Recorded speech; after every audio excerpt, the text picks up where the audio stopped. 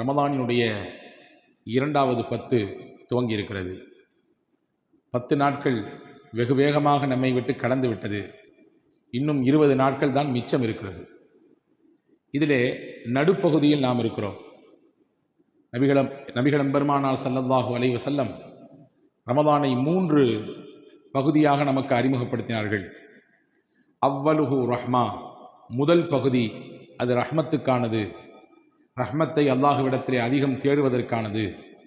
வ ஔஸதுஹு மக்ஃபிரா, இரண்டாம் பகுதி அதாவது நடுப்பகுதி, இது பாவ மன்னிப்புக்கே பிரத்யேகமான பகுதி. இது மூன்றாவது வ ஆஹிருஹு இத்கும் மினன் நீரான், நரக விடுதலை பெறுவதற்கான நாட்கள், பிந்தின 10 நாட்கள் என்று அண்ணலம் பெருமானார் ஸல்லல்லாஹு அலைஹி வஸல்லம் அவர்கள் நமக்கு சொல்லி காண்பித்திருக்கிறார்கள்.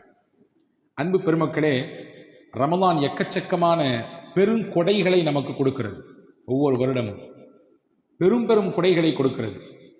ரமலான் தருகிற பெரும் கொடைகளில் ஒன்றுதான் நமக்கு ஒரு பக்குவத்தை ரமலான் தருகிறது, ஒரு பயிற்சி, ரியாதா என்று சொல்வார்கள். மனதிற்கு, நம் ஆசைக்கு, நம்முடைய நாவுக்கு, நம் உடலுக்கு, நம் பார்வைக்கு, எல்லாத்துக்குமான பயிற்சியையும் பக்குவத்தையும் ரமலான் கொடையாக நமக்கு தருகிறது. எல்லோருக்குமே குரானின் மீது ஒரு ஈர்ப்பு, இது ரமலான் தருகிற கொடை. குரானை கையில் எடுக்காதவர்கள் கூட ரமலான் வந்துவிட்டால் எப்படியாவது சில பாகங்களை ஓதிவிட வேண்டும், இந்த குரானை 1-2 தடவையாவது முடித்துவிட வேண்டும் என்ற தீராத ஆவலும் அதன் மீது ஒரு ஈர்ப்பும் கொள்வதை பார்க்க முடிகிறது. இது ரமலான் தரக்கூடிய கொடை. அனைவரையும் அரவணைத்து அனைவருக்கும் நம்மாலான உதவி என்ன செய்ய முடியும் என்கின்ற சிறந்த பார்வையை ரமலான் நமக்கு கொடையாக தருகிறது. அதே போன்றுதான் இபாதத்தில் ஒரு தேட்டம், ஐங்கால தொழுகையில் ஒரு கவனம், இன்ன பிற வணக்க வழிபாடுகளில் நன்மையான விஷயங்களில் ஒரு ஆர்வம், இது ரமலான் நமக்கு தரக்கூடிய பெரும் கொடை. இந்த கொடைகளின் பட்டியலிலே ரமலான் தருகிற முக்கியமான கொடை, நம்மை பாவத்தை விட்டு பரிசுத்தப்படுத்தி நம்மை தூய்மைப்படுத்தக்கூடிய ஒரு மகத்தான ஒரு கொடையை ரமலான் தருகிறது. எனவேதான் நபிகள் பெருமானார் ஸல்லல்லாஹு அலைஹி வஸல்லம் இதே மெம்பரில் ஒரு நாள் ஜும்மாவின் தினத்திலே ஏறி இறங்கும் நேரத்திலே வித்தியாசமான காட்சி, நாம் இதை பலமுறை கேட்டிருக்கலாம், கோடிட்டு காட்டுகிறேன். ஒவ்வொரு படியிலும் ஏறும் பொழுது ஆமீன் ஆமீன் ஆமீன் விளக்கம் கேட்டார்கள் நாயகத் தோழர்கள், சஹாபாக்கள். நபிகள் பேசினார்கள்.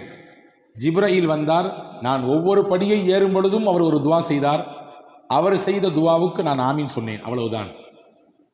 3 படி ஏறினார்கள், 3 முத்தான துவாக்களை ஜிப்ரீல் கேட்டார், அதற்கு நான் ஆமீன் சொன்னேன். அந்த 3இல் ஒன்றை மட்டும் சொல்லுகிறேன். எவர் ஒருவர் ரமலானை அடைந்து அந்த ரமலானை பயன்படுத்தி கொண்டு தன் பாவத்தை போக்கிக் கொள்ளவில்லையோ, ஜிப்ரீலினுடைய வாசகத்தை நாம் கவனிக்க வேண்டும். ரமலானை பயன்படுத்தலையோன்னு சொல்லலை, ரமலானை அடைந்து ரமலானை பயன்படுத்தி அதன் மூலம் தன் பாவத்தை போக்கிக் கொள்ளவில்லையோ, நஷ்டம் நஷ்டம், பெருத்த நஷ்டம் அவருக்கு உண்டாகட்டும்.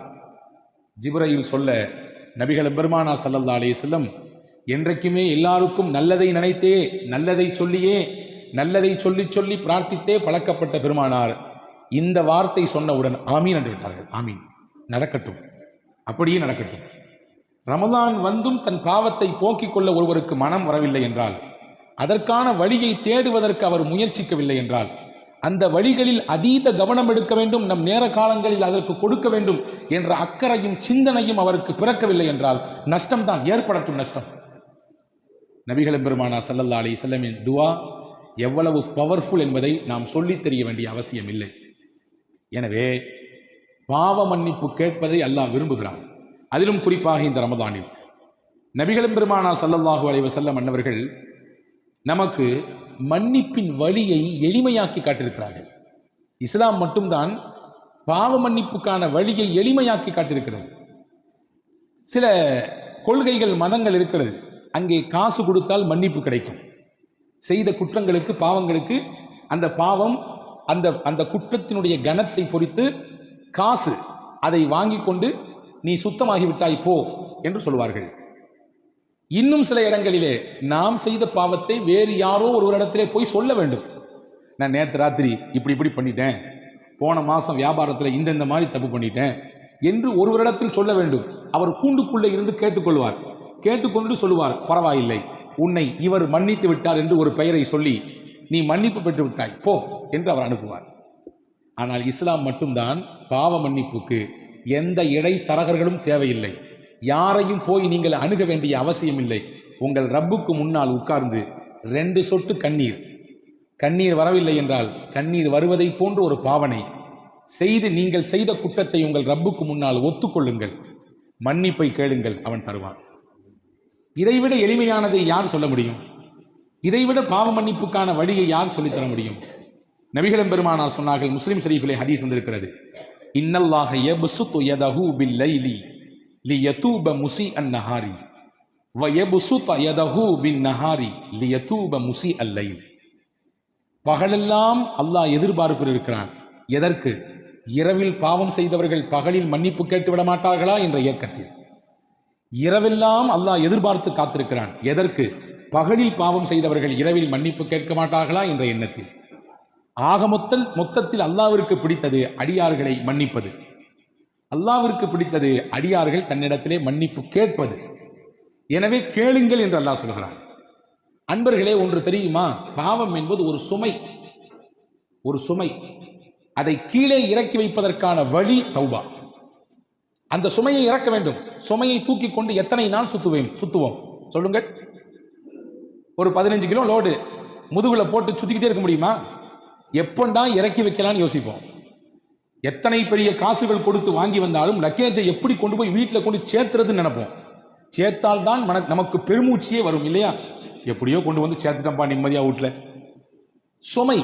சுமையை இறக்கினால்தான் நிம்மதி. பாவம் ஒரு பெரும் சுமை. அந்த பெரும் சுமையை நீக்குவதற்கு இஸ்லாம் தருகிற மிகச்சிறப்பான வழி பாவ மன்னிப்பு, தௌபா. எனவேதான் பெருமானார் ஸல்லல்லாஹு அலைஹி வஸல்லம் சொன்னார்கள், உங்கள் மனச்சுமையும் உங்கள் பாவச்சுமையும் சேர்ந்து கரைய வேண்டும் என்றால் அல்லாஹ்விடத்திலே தௌபா செய்யுங்கள், மன்னிப்பு செய்யுங்கள். மன் லஸிமல் இஸ்திக்ஃபார், யார் பாவ மன்னிப்பை வளமையாக்கிக் கொள்கிறாரோ, அதை இறுக்கமாக பிடித்துக் கொள்கிறாரோ, ரப்பிடத்திலே பாவ மன்னிப்பு கேட்பதை விரும்புகிறாரோ, 3 பாக்கியத்தை அல்லாஹ் அவருக்கு தருவான். ஜஅலல்லாஹு லஹு மின் குல்லி தீகின் ஹரஜா, எல்லா நெருக்கடியிலிருந்தும் அவருக்கு முதலிலே விடுதலையை தருவான். அவர் உலக ரீதியில் சந்தித்துக் கொண்டிருக்கக்கூடிய நெருக்கடிகள், மனக்குழப்பங்கள் எல்லாத்திலிருந்து முதல்ல அவருக்கு ரிலாக்ஸை கொடுப்பான். அடுத்து சொன்னாங்க ஸல்லல்லாஹு அலைஹி வஸல்லம், வ மின் குல்லி ஹம்மின் ஹரஜா, அவர் மனதை போட்டு அழுத்தி கொண்டிருக்கக்கூடிய மனபாரத்தை எல்லாம் பாவ மன்னிப்பை கொண்டு அல்லாஹ் நீக்குவான், மனதிற்கு அமைதியை தருவான். அவர் நாடாத புறத்திலிருந்து அவருக்கு ரிஸ்கை கொண்டு வந்து கொட்டுவான். இந்த 3ம் யாருக்கு அல்லாஹ் தருவான் என்றால், யார் அல்லாஹ்விடத்திலே கையேந்தி பாவ மன்னிப்பு கேட்கிறார்களோ அவர்களுக்கு தருவான். நம்மிலே சிலர் நினைத்து கொண்டிருக்கிறோம், நாம் தான் நிறைய நன்மை செய்கிறோமே, நிறைய தொழுகிறோமே, நிறைய நோன்பு வைக்கிறோமே, நாம் ஜமாத்தையே விடுவதில்லையே, நாம் நீல அங்கி போட்டிருக்கிறோமே, நீல தாடிகள் வைத்திருக்கிறோமே, இது போதும், நாம் ஜெயித்து விடலாம் என்று. இல்லை பெருமக்களே, நாம் செய்யக்கூடிய நன்மை மட்டும் நம்மை ஈடேற்றமடைய செய்யாது, ரப்பிடத்தில் மன்னிப்பு கேட்காத வரை. ஆயிஷா ரலியல்லாஹு தஆலா அன்ஹா நபிகள் பெருமானார் ஸல்லல்லாஹு அலைஹி வஸல்லம் இடத்திலே வந்து சொல்கிறார்கள், யா ரசூலல்லாஹ், அறியாமை காலத்திலே, மடமை காலத்திலே அப்துல்லாஹ் இப்னு ஜுத்ஆன் என்று ஒருவர் இருந்தார். அவர் ஒரு பெரிய கொடை வல்லல். அவர் செய்யாத நன்மையே கிடையாது. என்னென்னவெல்லாம் நன்மை செய்வார்? ஹஜ்ரத் ஆயிஷாமா பட்டியல் போடுறாங்க. அவர் யக்ரிஉல் லைஃப், விருந்தினர்களுக்கு உணவு சமைத்து போட்டுக்கொண்டே இருப்பார். முஸ்லிம் ஷரீஃபிலே ஹதீஸ் வந்திருக்கிறது, நாம் ஆக்குவதை போன்றெல்லாம் விருந்து ஆக்க மாட்டார் அவர். நம் வீட்டில் இருக்கக்கூடிய டபராவை போன்ற அண்டாக்களை போன்றெல்லாம் அவர் வீட்டு அண்டா இருக்காது. நீங்கள் புரிந்து கொள்ளுங்கள், அவர் எவ்வளவு பெரிய உணவாளி கொடையாளி என்பதை இதை வைத்து புரிந்து கொள்ளலாம். அவர் வீட்டிலே ஒரு சட்டி இருக்கும், டேக்ஸா. அந்த சட்டிக்கு ஏற வேண்டும் என்றால் ஒரு ஏணி வேண்டும். ஏணியை போட்டுத்தான் ஏற வேண்டும் சட்டி, அரிசியை கொட்டுறதுக்கு, சமைக்கிறதுக்கு. அப்படின்னா அந்த அண்டா எவ்வளவு பெருசுன்னு கற்பனை பண்ணிங்க. அந்த அண்டா நிறைய தினசரி உணவு, எல்லாருக்கும் வரவும் போறவங்களுக்குலாம் உணவு போட்டு தள்ளுவார், சாப்பிட வைத்தே சந்தோஷப்படுத்துவார். ஆயிஷா சொல்றாங்க. அது மட்டுமல்ல, ஆனி, கஷ்டப்படுபவர்களுடைய கஷ்டத்தை எல்லாம் தன் தோள் மேல் தூக்கி பாரமாக போட்டுக் கொள்வார். ஒயசிலுர் ரஹிம, சொந்தங்களை எல்லாம் அரவணைத்துக் கொள்வார். வயுஹ்சினுல் ஜிவார, தனக்கு சுத்தி இருக்கக்கூடிய நபர்களை எல்லாம் அன்பால் அரவணைப்பால் சந்தோஷப்படுத்துவார். இப்படி நிறைய நன்மை அவர் செய்தார்.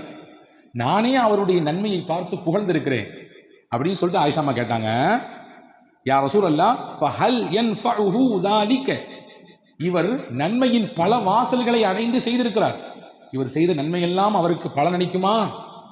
அறியாமையில் காலத்தில் செய்த நன்மைகள் இதுவெல்லாம் அவருக்கு பலனை கொடுக்குமா என்று கேட்டார்கள். ரசூலுல்லாஹ் சொன்னாங்க, லா, கொடுக்காதுன்றாங்க. எந்த புண்ணியமும் இல்லை, அவர் செய்த நன்மை எந்த பலனையும் தராது என்று சொல்லிவிட்டு காரணம் சொன்னார்கள். ஏன் அவர் செய்த நன்மை அவருக்கு நன்மையை அவருக்கு பலனை கொடுக்காது என்றால், லம் யகுல் யௌமன் தத்து வஃபி ரிவாயா மர்ரத்தன் தத்து, ஒரு நாள் கூட இல்லை, ஒரு தடவை கூட அவர் இறையிடத்திலே அல்லாஹும்ம ஃபிர்லஹ், இறைவா என்னை மன்னித்து விடு என்று கேட்டதே கிடையாது. ஒரு நாள் கூட, ஒரு தடவை கூட என்னை மன்னித்து விடு என்று கேட்டதே இல்லை. மன்னிப்பு கேட்காததினாலே அவர் செய்த நன்மை எவ்வளவு பெரிதாக இருந்தாலும் சரிதான், எந்த புண்ணியமும் இல்லை.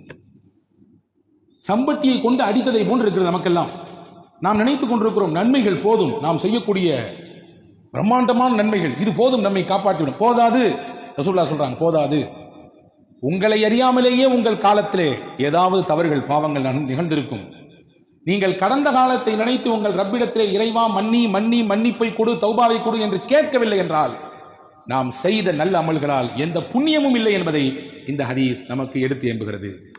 எனவே அன்பு பெருமக்களே, மன்னிப்பு கேட்பதற்கான நாட்கள் இது. அல்லாஹ்விடத்திலே கண்ணீர் விடுவதற்கான நாட்கள் இது. அல்லாஹ்வின் சன்னிதானத்திலே நம்முடைய குற்றங்களை குறைகளை எடுத்து காட்டக்கூடிய நாட்கள் இது. வேறு யார்ட்டையும் சொல்ல முடியாது, சொல்லவும் கூடாது. செய்த பாவத்தை சொல்லி பெருமைப்படக்கூடாது. பெருமைப்பட முடியுமா? நான் செய்த பாவத்தை உங்களிடத்திலே சொன்னால் காரி துப்புகிற சூழல் எல்லாம் ஏற்படும் இல்லையா? யாரிடத்திலும் சொல்ல முடியாது. ஆனால் படைத்தவனிடத்திலே நான் சொல்லலாம். என்னை படைத்தவனிடத்திலே நான் என் குற்றங்களை சொல்லலாம். நான் பட்டியலிடலாம், இதெல்லாம் செய்தேன் இறைவா, எனக்கும் உனக்கும் மட்டும்தான் தெரியும். அந்த ராத்திரி, அந்த பகல், அந்த நாட்கள், என் வாலிப நாட்கள், என்னுடைய நல்ல சுகபோகமாக இருந்த நாட்கள், நான் ஓஹோ என்று வாழ்ந்த நாட்கள், அப்பெல்லாம் நடந்த பாவங்கள் இது என்று பட்டியலிட்டு அல்லாஹ்விடத்திலே மன்னிப்பு கேட்கக்கூடிய நாட்கள். இதை தவறவிட்டால், இந்த மன்னிப்பை நாம் இந்த ரமதானில் பெறவில்லை என்றால், என்னை விட நம்மை விட நஷ்டத்திற்குரியவர் உலகத்தில் யாரும் இல்லை. வியாபாரத்திலும் தொழிலும் நஷ்டம் அடைவது நஷ்டம் அல்ல, அது நஷ்டம் அல்ல. உலகத்தில் நஷ்டம் அடைவதுதான் நஷ்டம். ரமதானை அடைந்து இதிலே மன்னிப்பை பெறவில்லை என்றால் அதுதான் நஷ்டம். அந்த நஷ்டத்தை நாம் பெற்றுவிடக் கூடாது என்று பெருமானார் ஸல்லல்லாஹு அலைஹி வஸல்லம் எச்சரிக்கிறார்கள். எனவேதான் நபிகள் சொன்னார்கள், இன்னி அஸ்தக்ஃபிருல்லாஹ், ஒவ்வொரு நாளும் நான் இஸ்திக்பார் செய்கிறேன். ரசூலுல்லாஹ் சொல்கிறார்கள், நான் ரப்பிடத்திலே பாவ மன்னிப்பு தருகிறேன். 70 தடவை அல்லாஹ்விடத்திலே அஸ்தக்ஃபிருல்லாஹ் அஸ்தக்ஃபிருல்லாஹ் அஸ்தக்ஃபிருல்லாஹ், இறைவா உன்னிடத்திலே பாவ மன்னிப்பு தருகிறேன், என்னை மன்னி என்று நான் கேட்கிறேன் என்றார்கள் பெருமானார். நபிகள் கேட்க வேண்டிய அவசியம் என்ன? யக்ஃபிரு லக்கல்லாஹு மா தகத்தம மின் தம்பிக வ மா தஅக்கர், குர்ஆனின் வார்த்தை இது. உங்கள் முன்பின் பாவம் எல்லாம் மன்னிக்கப்பட்டவர்கள் நீங்கள், பாவமே இல்லாத பரிசுத்தவான் நீங்கள்.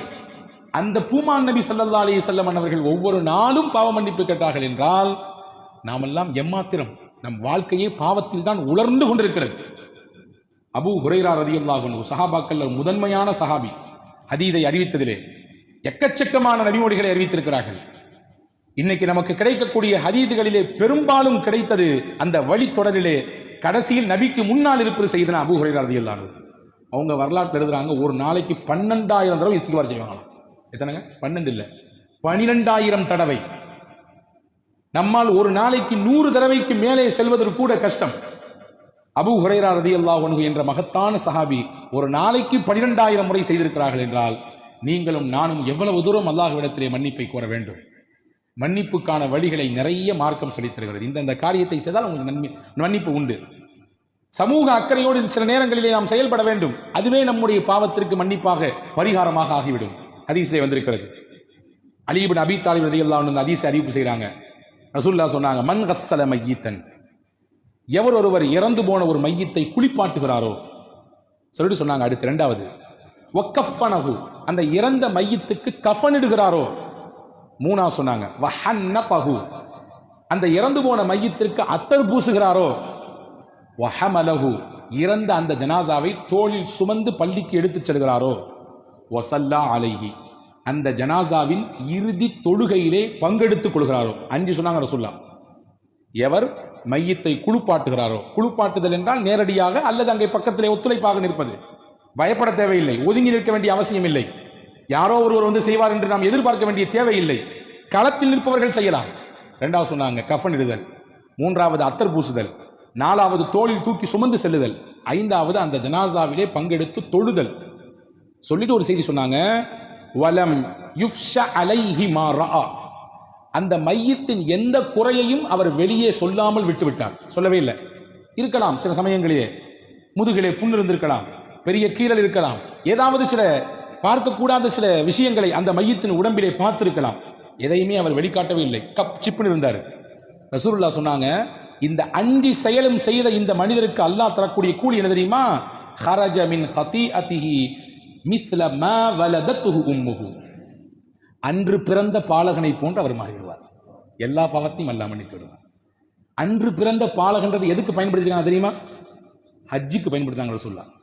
கயௌமின் வலதத்துஹு உம்முஹு, ஒருவர் ஹஜ்ஜி செய்கிறார் என்றால் ஹஜ்ஜிலே இருக்கக்கூடிய எல்லா சிரமங்களையும் ஏற்றுக்கொண்டு அந்த குறிப்பிட்ட நாட்கள் மினாவிலே, முஸ்தலிஃபாவிலே, அரஃபாவிலே எல்லாம் முடிந்து அவர் ஊருக்கு வருகிற போது பெருமானார் சர்டிபிகேட் கொடுக்குறாங்க, அங்கீகாரம்.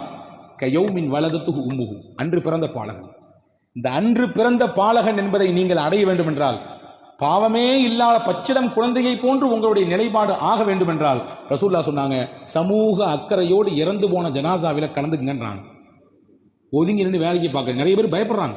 சொந்த அப்பா இறந்திருக்காரு, குளிப்பாட்டுங்க, எனக்கு தெரியாது, ஐயோ எனக்கு பயமா இருக்கு சொல்லுவதை பார்க்கிறோமா இல்லையா?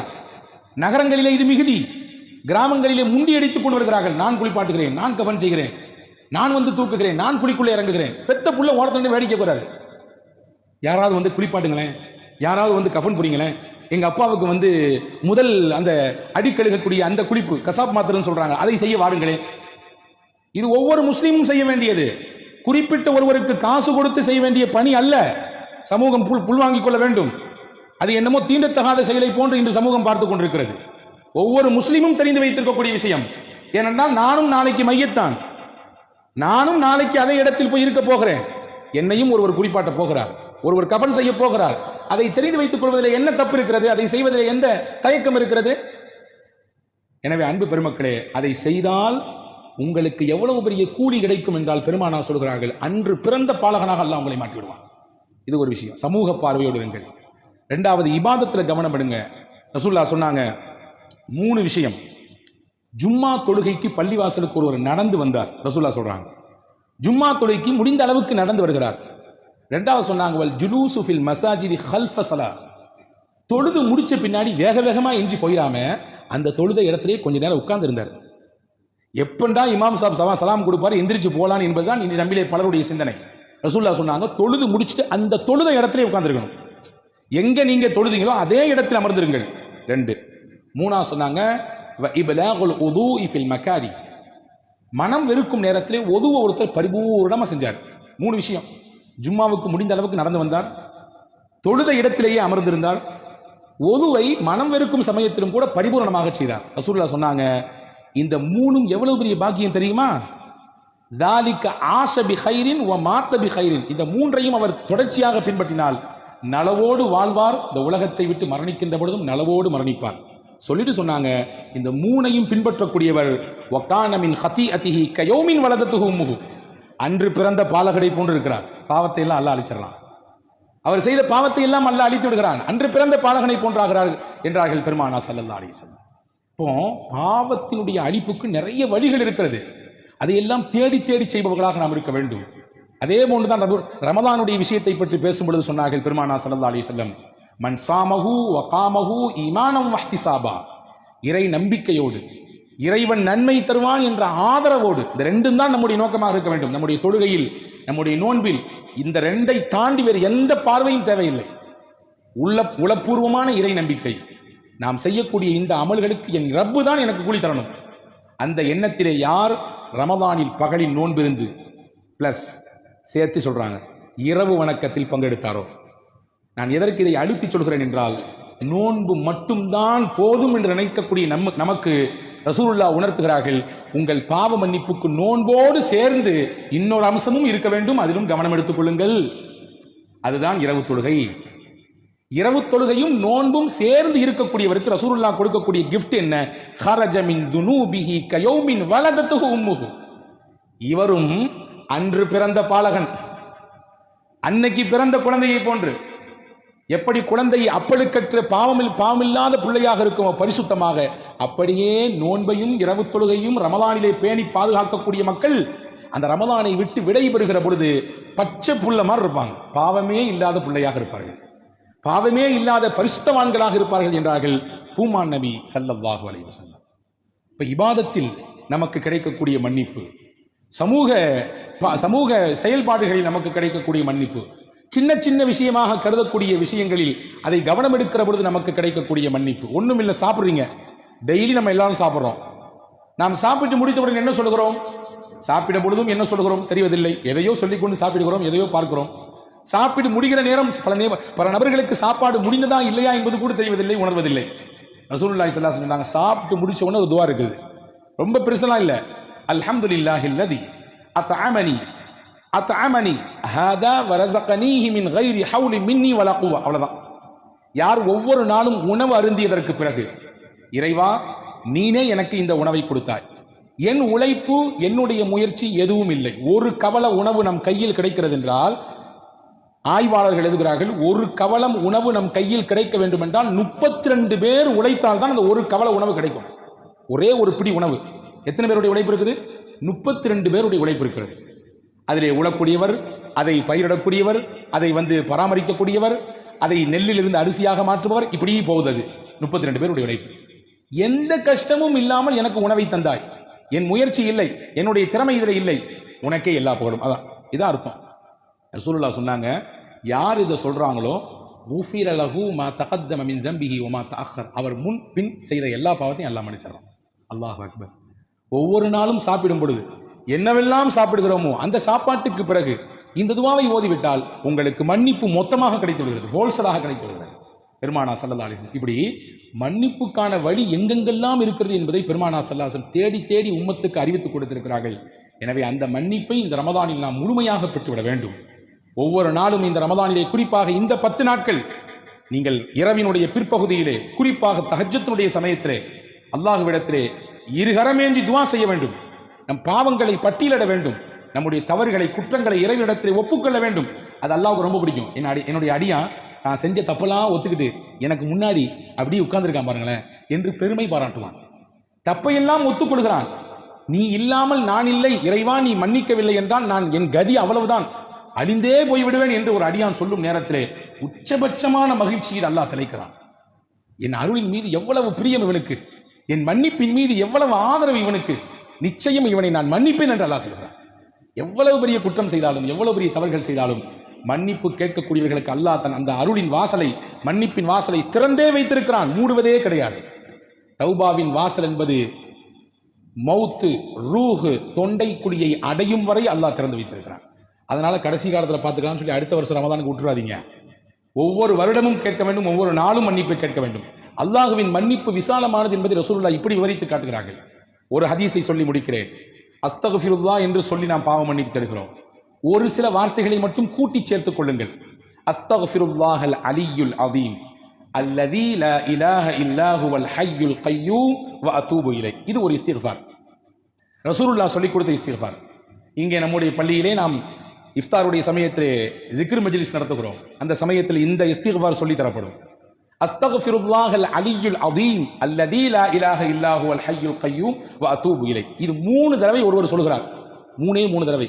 ரசூலுல்லாஹ் எவ்வளவு பெரிய கூலி சொன்னாங்க தெரியுமா? 5 பாக்கியம் கிடைக்கும் அவருக்கு. 5 பாக்கியம். வெறும் 3 தடவை தான், வெறும் 3 தடவை. 5 பெரும் பாக்கியம். 1, அவர் போர்க்களத்திலிருந்து புறமுதுகிட்டு ஓடி இருந்தாலும் அல்லாஹ் பாவத்தை மன்னிச்சிடறான். போர்க்களத்திலிருந்து புறமுதுகிட்டு ஓடுறது இருக்க பெரிய பாவத்தில் கட்டுப்பட்டது, 7 பெரும் பாவங்களில் கட்டுப்பட்டது. களத்துக்கு போயாச்சுன்னா பேக் அடிக்கக்கூடாது, பின்னால் வரக்கூடாது, நிற்கணும், வாழ்வோ சாவோ அந்த போர்க்களத்தில் நின்று எதிர்கொள்ள வேண்டும். ஆனால் ஒருத்தர் போர்க்களத்திலிருந்து புறமுதுகிட்டு ஓடிவிட்டார். அந்த பாவத்தையும் கூட அழிப்பதற்கு இந்த ஒரு இஸ்திக்ஃபார் போதும் நாங்கள் ஸல்லல்லாஹு அலைஹி வஸல்லம். 2வது சொன்னாங்க, அவருடைய பாவம் கடல் நுரையளவு பெருக்கெடுத்து இருந்தாலும் சரிதான்.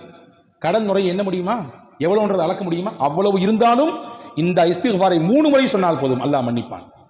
மரத்தின் இலைகள் உலகத்தில் எத்தனை உண்டு எண்ணுங்கள். எண்ணி சொல்ல முடியுமா? முடியாது. அவ்வளவு அதிகமாக அவருடைய பாவம் இருந்தாலும் அல்லாஹ் மன்னிக்கிறான். மணலின் அந்த துகள் எவ்வளவு இருக்கிறது உலகத்திலே? ஒரு கைப்பிடி மண்ணை எடுத்து இது எத்தனை துளிகள் இருக்கிறது எண்ணு என்று ஒரு கையிலே கொடுத்தால் என்ன முடியுமா? எண்ணி காட்ட முடியுமா? முடியாது. ஒட்டுமொத்த உலகத்தின் மண்ணின் துகள்கள் எவ்வளவு என்பதை கணக்கிட முடியாது. அவ்வளவு கணக்கிட முடியாத பாவத்தை, குற்றத்தை ஒருவர் செய்திருந்தாலும் இந்த இஸ்திக்ஃபாரை 3 முறை ஓதினால் போதும், அல்லாஹ் மன்னித்தரான். அடுத்து ஒரு முக்கியமான செய்தி சொன்னாங்க ரசூலுல்லாஹ். வாழ்நாள், உலகம் தோன்றிய நாளிலிருந்து உலக அழிவு நாள் வரை நாட்களின் எண்ணிக்கை எத்தனை? வாரத்தின் எண்ணிக்கையை கேட்டால் நாம் சொல்லுவோம், மாதத்தின் எண்ணிக்கையை கேட்டால் சொல்லுவோம், வருடத்தின் எண்ணிக்கையை கேட்டால் சொல்லுவோம். எங்க அத்தா எத்தனை வருஷம் வாழ்ந்தாருன்னு கேட்டால் வருஷத்தை சொல்லுவோம், 63 வருஷம் வாழ்ந்தாருன்னு சொல்லி. உலகத்தினுடைய நாட்களின் எண்ணிக்கை எத்தனை நமக்கு தெரியுமா? ஆதம் அலைஹிஸ்ஸலாம் தோன்றிய நாளிலிருந்து உலக முடிவு நாள் வரை எத்தனை நாட்கள் இருக்கிறது தெரியாது, எண்ண முடியாது, சாத்தியமில்லை. ரசூலுல்லாஹ் சொன்னாங்க, எப்படி எண்ண முடியாத நாட்கள் உலக வாழ்நாளிலே இருக்கிறதோ அவ்வளவு எண்ண முடியாமல் ஒரு பாவத்தை வைத்திருந்தாலும் இந்த ஒரு இஸ்திக்ஃபார் 3 தடவை சொன்னால் அல்லாஹ் அவருடைய பாவத்தை எல்லாம் மன்னித்திருக்கிறான். சொல்லலாமா? இன்ஷா அல்லாஹ். அல்லாஹ் தௌஃபீக் செய்வானாக. இந்த புனிதமான ரமதானிலே, இந்த மக்ஃபிரத்தினுடைய பத்திலே அல்லாஹ் தன்னுடைய மன்னிப்பை பரிபூரணப்படுத்துவானாக. நம் எல்லோருக்கும் தன்னுடைய அருளையும் தன்னுடைய மன்னிப்பையும் கொடுத்து நம்மை அழகுபடுத்துவானாக, நம்மை தூய்மைப்படுத்துவானாக. எப்படி தங்கத்தை உருக்குகிற பொழுது அழுக்கெல்லாம் வெளியே வருகிறதோ, இப்படி நாம் நோன்பிருந்து நாம் செய்யக்கூடிய இபாதத்தை கொண்டு நம்மிடத்தில் தேங்கியிருக்கக்கூடிய பாவம் என்ற அழுக்கை எல்லாம் அல்லாஹ் நீக்கி விடுவானாக. தூய்மையானவர்களின் பட்டியலில் அல்லாஹ் சேர்த்துக் கொள்வானாக. பரக்கத்திற்காக ஒரு தடவை இந்த சலவாத், இந்த இஸ்திக்ஃபாரை சொல்லித் தருகிறேன். தாங்கள் எல்லோரும் சொல்லுங்கள். தெரிந்தவர்கள் இதை மறுபடியும் சொல்லுங்கள். தெரியாதவர்கள் தேடி கண்டுபிடித்தாவது கேட்டாவது நீங்கள் சொல்லி வாருங்கள். ஒரு தடவை சொல்லுங்கள். அஸ்தக்ஃபிருல்லாஹ் அல் அலியுல் அதீம் அல்லதி லா இலாஹ இல்லா ஹுவல் அல் ஹய்யுல் அல் கய்யூம் வ அதூபு இலைஹி. வல்ல ரஹ்மான் அல்லாஹ் நம்முடைய எல்லா விதமான குற்றங்குறைகளையும் மன்னித்து இது போன்ற பல ரமதான்களை நம்முடைய வாழ்நாளிலே சந்திப்பதற்கு தௌஃபீக் செய்வானாக.